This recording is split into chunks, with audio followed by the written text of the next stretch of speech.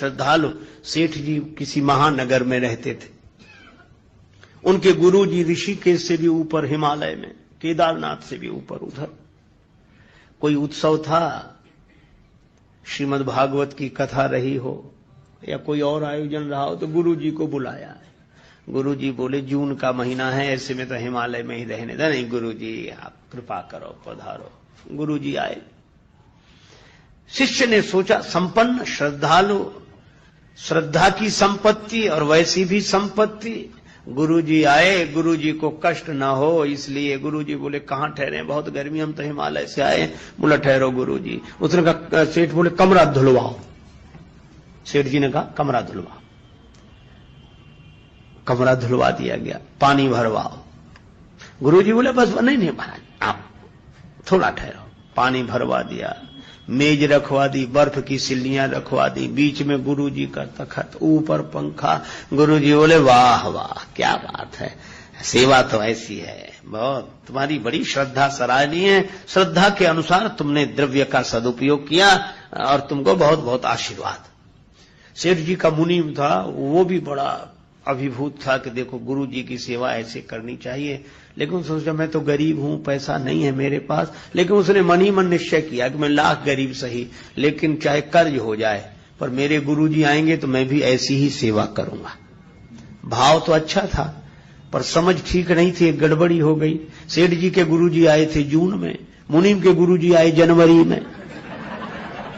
वो तो वैसे ही कांपते आ रहे थे।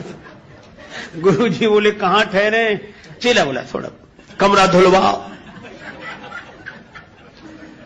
गुरु जी ने कहा क्या? गुरु जी आप मत बोलो, चाहे हम लाख गरीब सही, कर्ज हो जाए पर सेवा वैसी करेंगे जैसी सेठ जी ने की थी। अब बोलो कमरा धुलवाने तक तो गनीमत थी। बोला पानी भरवाओ, बर्फ रखवाओ, पंखा चलवाओ। अब बोलो ऐसे में गुरु जी रह जाएं रात भर तो सवेरे उठेंगे तो उठ के उठाना पड़ेगा। तो सेवा श्रद्धा ठीक, लेकिन समय, क्योंकि हम सब समय के हाथ में हैं। पर एक बात मैं आपसे कहूं, हम सब समय के हाथ में हैं पर हनुमान जी समय के हाथ में नहीं है, हनुमान जी के हाथ में समय है। हनुमान जी के हाथ में समय, समय माने काल और काल माने वज्र, तो हाथ वज्र का यही अर्थ लेना चाहिए कि हनुमान जी काल के हाथ में नहीं है, काल हनुमान जी के हाथ में है। और जब काल जिसके हाथ में हुआ है, काल को भी नष्ट कर सकता है। और इसीलिए हनुमान जी ने, एक महात्मा तो कह रहे थे कि हनुमान जी ने जब लड़ने लगे युद्ध में, कवितावली में वर्णन है, बिरझोड़न मारुत को बिरुदैत जो काल हो काल सो बूझ ही परे। हनुमान जी काल के काल दिखाई दे रहे हैं। और शंकर जी से कहा, शंकर जी ने कहा पार्वती देख रही हुई लड़ाई? पार्वती जी बोली आश्चर्य है, हनुमान जी ऐसा कर रहे हैं। शंकर जी बोले नहीं नहीं, हनुमान जी करते दिख रहे हैं पर महिमा किसकी है? किसकी? का उमान कछु कपिके अधिकाई, प्रभु प्रताप जो काल ही खाई। काल सबको खाता है पर हनुमान जी काल को खा जाते हैं, तो काल हनुमान जी के हाथ में है। और यही रामचरितमानस की कथा भी संकेत करती है। क्या? रामचरितमानस की कथा यह संकेत करती है कि काल नेमि ने ही हनुमान जी का रास्ता रोका था। और आप जानते हैं नेमि कहते हैं चक्र को, है ना? नेमि माने चक्र और काल माने समय। तो काल नेमि माने काल चक्र, समय का चक्र चलता रहता है। सुबह होती है, शाम होती है, जिंदगी यूं ही तमाम होती है। ये काल चक्र चलता रहता है। कल भी शाम आई थी, आज भी आई, कल भी नहीं रही, आज भी नहीं रहेगी। फिर सवेरा होगा, फिर दोपहर, फिर शाम, फिर सुबह, फिर दोपहर, फिर शाम, फिर रात। ये काल चक्र, ये सबके जीवन में आता है, सबके मार्ग में आता है। कालनेम ने हनुमान जी का रास्ता रोका। रावण गया कालनेम के पास कि तुम तैयार हो जाओ। कालनेम बोला क्या करना है? कहा रास्ता रोकना हो। कहा मैं तैयार हूं। किसका रास्ता रोकना? रावण बोला हनुमान जी का। कालनेम बोला ये नाम सुना हुआ लगता है, पहले भी सुना है। रावण बोला हाँ सुना होगा, वो पहले भी आ चुके हैं। काल ने थोड़ी देर रुक कर बोला ये वही बंदर तो नहीं है जिसने लंका जलाई थी? रावण बोला हाँ हाँ वही वही, वाह तुम पहचान गए, बड़े समझदार हो, ठीक पहचाना तुमने। काल ने बोला मैं नहीं जाऊंगा। रावण बोला क्यों नहीं जाओगे? मैं तुम्हें जाते हुए देखना चाहता हूं। काल ने बोला ठीक है चले जाएंगे, पर जाते हुए तो देख लोगे, लेकिन लौटकर आते हुए नहीं देख पाओगे। गए तो गए, तुम इतने बड़े बलवान होकर उसका रास्ता नहीं रोक सकते।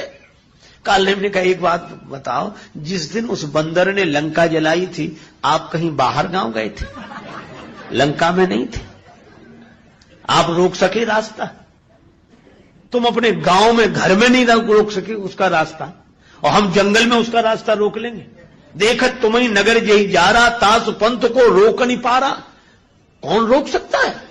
रावण बोला जाओ। काल ने कहा जा रहा है, गया। अच्छा आप विचार करो, कालनेमी कली, कलियुग ही कालनेमी है, काल चक्र है। कालनेमी कली कपट निधानो, नाम सुमति समरथ हनुमानो। हनुमान जी क्या कहा गया? सुमति समरथ, इसीलिए कुमति निवार सुमति के संगी। और यहां कालनेम ने रास्ता रोका, क्या किया? बाबा जी बन गया, आश्रम बना लिया, मंदिर बना लिया, बगीचा बना लिया, बड़ा बढ़िया मंदिर बनाया, बड़ा बढ़िया आश्रम, बड़ी बढ़िया बगीचा, बहुत सुंदर सरोवर, खुद बन गया बाबा जी। है कालने में ये रूप बदल कर आता है, कलयुग भी ऐसे ही रूप बदल के आता है, ये रूप बदल के आता है। हनुमान जी को भी धोखा हुआ कि अगर ये साधु ना हो तो इतना बढ़िया मंदिर बनाता, इतना बढ़िया बगीचा। देखो भगवान की कृपा है। अरे कृपा नहीं, अभी पता लगेगा। वो तो मकरी ने पांव पकड़ा, हनुमान जी ने लात मारी। अच्छा ये देखो, हनुमान जी जैसे पहुंचे और कालनेमी जो देखा तो अब लगा वो कथा कहने। अब वेश से तो बन गया वो, पर कथा कभी कही होती तो कहता, न कही होती, कहीं सुनी होती तो कुछ अंदाज से काम चलाता। पर लंका में न कथा कही जाती थी, वहां से तो कथावाचक भगा दिए जाते थे। गोस्वामी जी ने लिखा, तेहि बहुविध त्रासई देश निकासई, जो कहे वेद पुराना। जो वेद पुराण की चर्चा करे उनको डरा धमका के नगर से निकाल दिया जाता था। अब कालनेमी ने कथा शुरू की घबराहट में, तो न मंगलाचरण न भगवान का नाम, और कथा भी न बालकांड, न अयोध्या, न अरण्य, न किष्किंधा, न सुंदर। कथा सीधे शुरू हुई लंका कांड से, और कथा शुरू हुई रावण के नाम से, होत महारण रावण राम ही, और कथा सीधे लड़ाई से ही शुरू हुई। हनुमान जी ने कहा ये कैसी कथा है? कालनेमी संभल गया, जीती हैं राम न संशय या मई, राम जी जीतेंगे। हनुमान जी आए और हनुमान जी को प्यास लगाई, कि बड़ी जोर की प्यास लग रही है। आप लोग श्रीमद् भागवत की कथा में सुनते हैं, जब 10वां स्कंध आरंभ हुआ तब सुखदेव जी ने कहा कि जब से कथा शुरू हुई तुमने कुछ जल भी नहीं पिया है, कुछ जल पी लो, कुछ ग्रहण कर लो, उसके बाद फिर कथा शुरू होगी। तो उत्तर दिया है महाराज परीक्षित ने कि महाराज आपके मुख चंद्र से कथामृत झर रहा है, मुझे न प्यास लग रही है। भूख की कौन कहे, प्यास भी न, साथ ही दुख कहा कि मुझे तृषा भी नहीं लग रही, प्यास भी नहीं लग रही है। अब आप विचार करें, परीक्षित बोले कि प्यास नहीं तो ये अनर्थ कराया, प्यास ही तो लगी थी, महात्मा के आश्रम में गए थे। पर कथा में अमृत जो पी रहा उसे प्यास नहीं लगेगी। आप विचार करें, सुखदेव जी कथा कहेंगे तो महाराज परीक्षित की प्यास चली जाएगी, और अगर कालनेमी कथा कहेगा तो हनुमान जी को प्यास लग आएगी। प्यास बुझेगी नहीं, लगेगी। और जब जब कालनेमी के द्वारा कथा होती है, भक्त की प्यास बुझती नहीं है। लोग कहते वहां गए कुछ समझे भी नहीं आया, पता नहीं क्या हो रहा था, कुछ हमें तो ये लगा कि चले यहां से, कुछ प्यास है। प्यास बुझनी चाहिए। प्यास लगी है, मांगा जल ते दीन कमंडल, घबराया हुआ है काल ने, कुछ मांगो कुछ देता है। हनुमान जी ने पानी मांगा, उसने कमंडल दे दिया। हनुमान जी बोले कमंडल आप हमें दे रहे हैं? ये तो गुरुओं के द्वारा चेलों को दिया जाता है कि हम जाने वाले, हमारा कमंडल अब तुम ही संभालो। तुम हमें कमंडल काहे को दे रहे हो? काल ने बोला वो चेला ही तो बनाना है तुम्हें, तो बनाने के बाद कमंडल देना चाहिए था। काल ने बोला हमने सोचा जो बाद में करना सो पहले ही ले दीक्षा देना चाहते। अब कैसी अद्भुत बात, शिष्य प्रार्थना करे कि गुरुदेव दीक्षा दे दो, मैं आपसे दीक्षा लेना चाहता हूं, यहां तक तो ठीक। और गुरुजी कहें कि हम तुम्हें चेला बनाना चाहते हैं। काल ने भी कह रहा कि तो हम तुम्हें कैसे, पहले स्नान करे आओ, दीक्षा देऊं ज्ञान यही पावो, ज्ञानी नाम अग्रगण्यम को कह रहा है। पर हनुमान जी सरल सीधे चले गए, सरोवर में प्रवेश किया। मकरी ने पांव पकड़ लिया। ये विषय जल के सरोवर में वासना की मकरी रहती है। विषय रस के सरोवर में प्रवेश करोगे, वासना की मकरी पांव पकड़ लेगी। पांव पकड़ लेने का मतलब आगे न बढ़ने दे, गति रोक दे। ये वासना ने ही तो हमारी गति रोक रखी है, पकड़ कर रखा है। पर हनुमान जी ने इस पर प्रहार किया, मारी। मकरी बोली वाह रामदूत, चरण पकड़ने वाले के साथ यह व्यवहार। हनुमान जी बोले जो पांव पकड़ के डुबा देना चाहे उसके साथ यही व्यवहार करना चाहिए। कई पांव पकड़ने वाले होते ही ऐसे हैं कि खुद तो डूबे ही रहे, तुम्हें और ले डूबेंगे, पांव नहीं छोड़ेंगे जब तक तुम डूबे ही न जाओ। ऐसे पांव पकड़ने वालों से सावधान रहना चाहिए। पर कई लोग पांव पकड़ने वालों के फेर में ऐसे पड़ते हैं कि वो जानबूझकर खुद ही डूबते हैं। पर हनुमान जी ने प्रहार किया, वह दिव्य हो गई। कहा कि चरण पकड़ने वाले के साथ यह व्यवहार, हनुमान जी बोले जो पांव पकड़ के डुबा दे उसके साथ तो यही व्यवहार करना चाहिए। और बोले इस कथा कहने वाले के साथ, अरे बोले महात्मा है। मकरी बोली महात्मा नहीं, मुनि न हो यह निश्चर घोरा। ये वासना पर जब किसी संत के द्वारा प्रहार किया जाता है तो वासना ही उपासना बन जाती है, दिव्य बन जाती है। जो मन की वृत्ति संसार से जुड़ी थी वो भगवान से जुड़ जाती है। और तब उसने कहा मुनि न हो यह निश्चर घोरा, मानव सत्य वचन कपि मोरा। हनुमान जी गए और क्या किया? काल ने बोला आओ आओ आओ वत्स तुम्हें दीक्षा दें। हनुमान जी बोले जब से आए सारे काम उल्टे हो रहे हैं, एक काम हम भी कर दें। क्या? बोले गुरुजी पहले दक्षिणा ही ले लो, बचे रहो तो दीक्षा दे देना। ऐसी दक्षिणा दी, सिर लंगूर लपेटी पछारा। मरते मरते बोला राम राम। हनुमान जी बोले अब सही दी दीक्षा? तो बोलो कालनेमी को पराजित करने वाले। और कालनेमी कौन है? कलिकाल। तो कलिकाल के जो हाथ में हो वो इंसान, और कलिकाल जिसके हाथ में हो वो हनुमान। हनुमान जी के हाथ में कलिकाल है। अच्छा वैसे भी देखो कथाएं भी अद्भुत संकेत करती हैं। क्या? हनुमान जी ने बाल्यकाल में ही सूर्य भगवान को मुख में रख लिया, और सूर्य भगवान तो काल की गति की सूचना देने वाले, और काल की गति जिसने अवरुद्ध कर दी हो उनका नाम हनुमान जी है। तो ये हाथ वज्र, वज्र माने काल, काल जिसके हाथ में हो। और इसीलिए हनुमान जी से वैद्य ने कहा संजीवनी बूटी लेने तो जा रहे हो पर सूर्योदय के पहले आ जाना। हनुमान जी बोले सूर्य भगवान जानते हमारे बारे में, मैं लौटूंगा तभी सूर्योदय होगा, उसके पहले नहीं।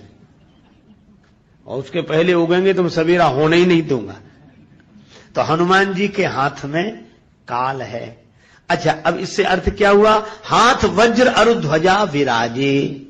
हाथ में वज्र है और ध्वजा, इसका अर्थ है कि भगवान के यश की ध्वजा वही लहरा सकता है जो समय के हाथ में न हो। समय जिसके हाथ में हो वही भगवान के यश की ध्वजा को लहरा सकता है। अर्थात जो कलिकाल से प्रभावित न हो, कलिकाल से जो प्रभावित न हो, जो कलिकाल को प्रभावित कर दे वही भगवान की कीर्ति की ध्वजा लहराएगा कि ये भगवान के भक्त ऐसे होते हैं। तो हनुमान जी काल के हाथ में नहीं है, काल उनके हाथ में है। इसीलिए हाथ वज्र अरु ध्वजा विराजे, हाथ वज्र अरु ध्वजा विराजे, हाथ वज्र अरु ध्वजा विराजे, हाथ वज्र अरु ध्वजा विराजे, कांधे मूंज जनेऊ साजे, कांधे मूंज जनेऊ साजे।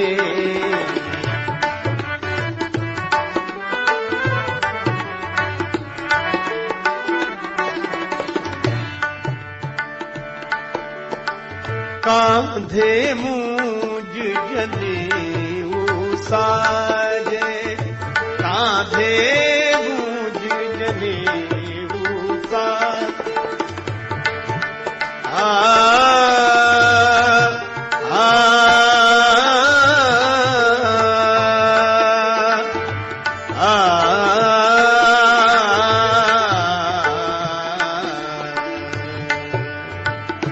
कांधे मूंज जनेऊ साजे,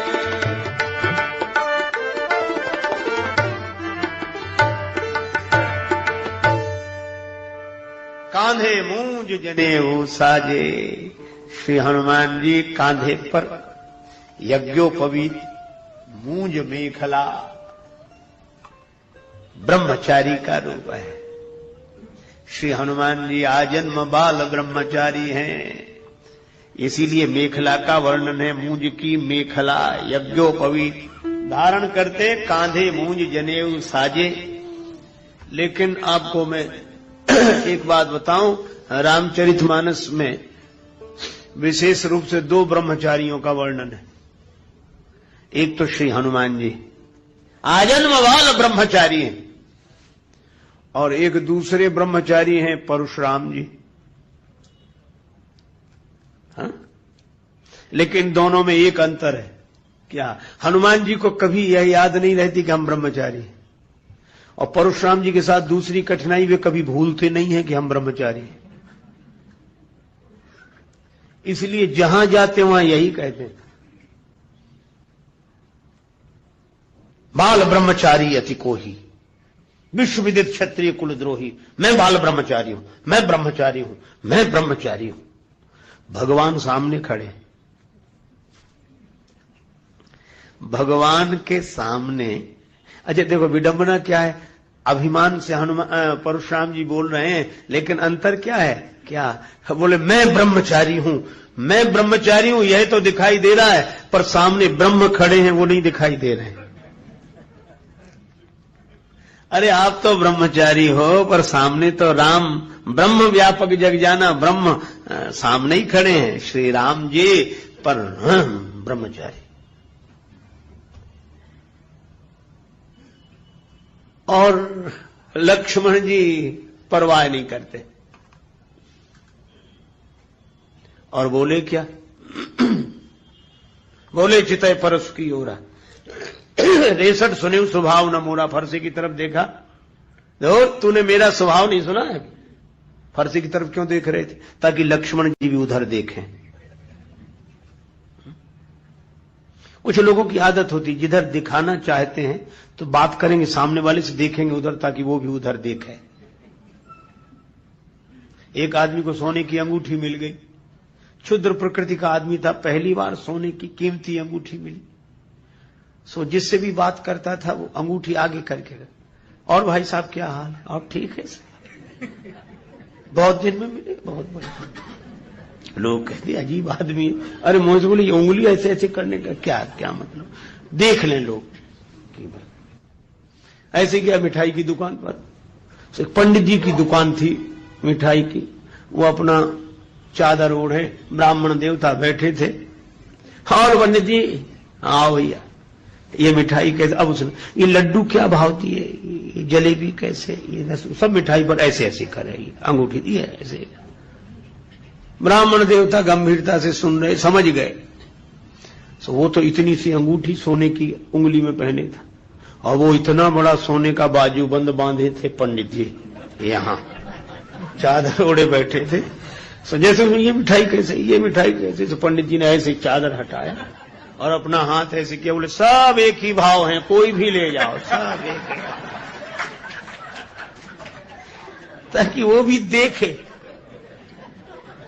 अब परशुराम जी दिखाना चाहते कि हम क्या हैं, ये रहा फरसा, तो फरसे की तरफ देखे ताकि लक्ष्मण जी भी देखे। बोले चितय परसु की ओरा, रेसट सुने स्वभाव न मोरा। तुमने मेरा स्वभाव नहीं देखा है, अभी सुना ही नहीं होगा। लक्ष्मण जी ने देखा फरसे की तरफ, नहीं देखा तो दिखाने लगे। दूसरी पंक्ति में गोस्वामी जी क्या संकेत करते हैं, लक्ष्मण जी से सीधे ही बोले परस विलोक महीप कुमारा, मेरा फरसा देखो, ये देखो मेरा फरसा। लक्ष्मण जी बोले हाँ देख रहे हैं। फरसा देखकर तुम डरे नहीं? लक्ष्मण जी बोले अच्छा रहा कि हमने फरसा नहीं देखा। क्यों? फरसा देखते तो लड़ाई हो ही जाती। क्यों हो जाती? तो मुझे वीर नहीं समझ रहे हो क्या? लक्ष्मण जी बोले आप केवल फरसा थोड़े ही लिए हैं, एक और धारे धनु, एक और धारे बाण, एक और परसु सुधारे तेज तायो है, एक और शूल, एक और लौह वर्म झूल, एक और तोमर त्रिशूल लटकायो है। बिंदु कवि धन्य भृगुवंशज मुनीस तुम्हें संत वेश में विचित्र रूपक लखायो है। मैंने जान्यो को कुशल कारीगर है, जनकपुरी में शस्त्र बेचिवे को आयो है। हमने वीर समझा ही नहीं। अब तो बड़ा क्रोध आया, मेरा फरसे का अपमान, फरसे। लक्ष्मण जी ने कहा कि देखो महाराज, अगर आप ब्रह्मचारी कह रहे हो, बाल ब्रह्मचारी अति कोही, तो ब्रह्मचारी का चिन्ह फरसा नहीं है। फिर बोले आप अपने को कहते रहे हो ब्रह्मचारी और दिखा रहे हो फरसा, और ब्रह्मचारी का चिन्ह क्या है? लक्ष्मण जी बोले वो मैंने देखा, इसीलिए नहीं झगड़ा किया आपसे। क्या देखा तुमने? बड़ा सुंदर संकेत है। लक्ष्मण जी बोले भृगुसुत समुझी जनेऊ बिलोकी, जो कछु कहाऊं सहाऊं रिस रोकी। मैं आपको भृगुवंशी ब्राह्मण ब्रह्मचारी के रूप में देखकर, अब ब्रह्मचारी का जो चिन्ह है वह देख रहा हूं। का ब्रह्मचारी का चिन्ह क्या है? बोले यज्ञोपवीत जनेऊ, वह देख रहा हूं मैं, फरसा नहीं देख रहा हूं। जनेऊ देखकर ही श्रद्धा होती है, फरसा देखकर तो लड़ने का मन होता है। तो ब्रह्मचारी का मुख्य चिन्ह क्या है? यज्ञोपवीत। और यज्ञोपवीत पर ब्रह्मचारी को गर्व होना चाहिए कि मैं यज्ञोपवीतधारी हूं। इसलिए तुलसीदास जी कहते हैं कि ब्रह्मचारी तो दो, लेकिन एक ब्रह्मचारी ने अपना चिन्ह फरसा मान लिया। लेकिन हमारे हनुमान जी ऐसे ब्रह्मचारी हैं कि इनका चिन्ह क्या है? का कांधे मूज जने साजे, कांधे जने जने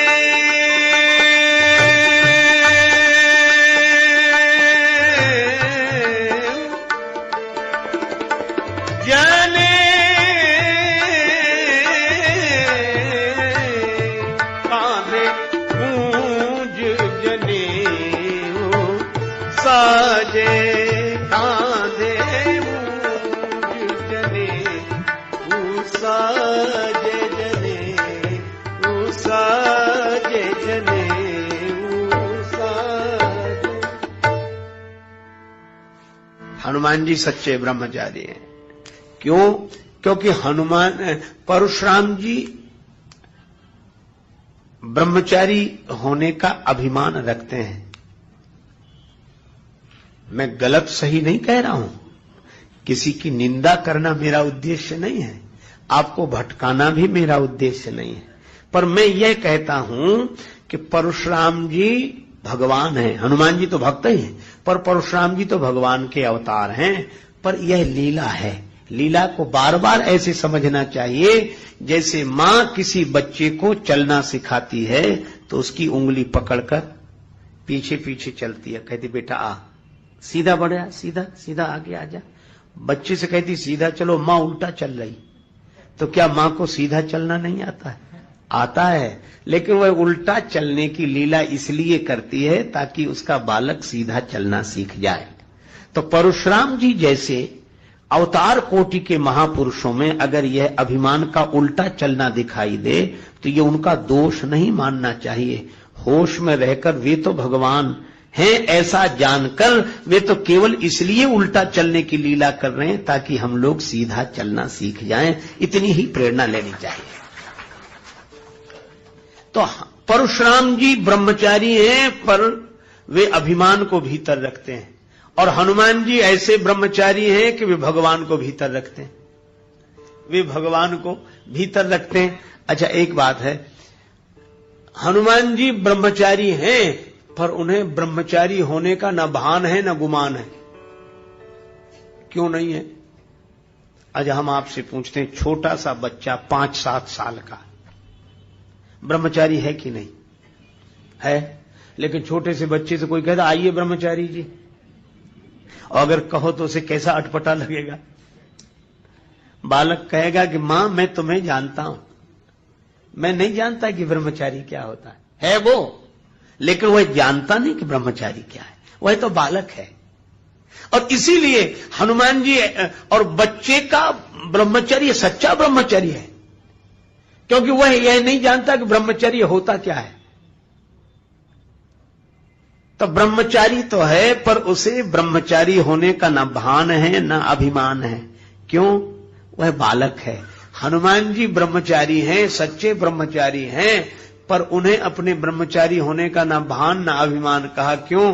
बोले वे भी बालक हैं। इसीलिए तो हम लोग क्या कहते हैं, आरती कीजे हनुमान लला की, आरती कीजे हनुमान लला की।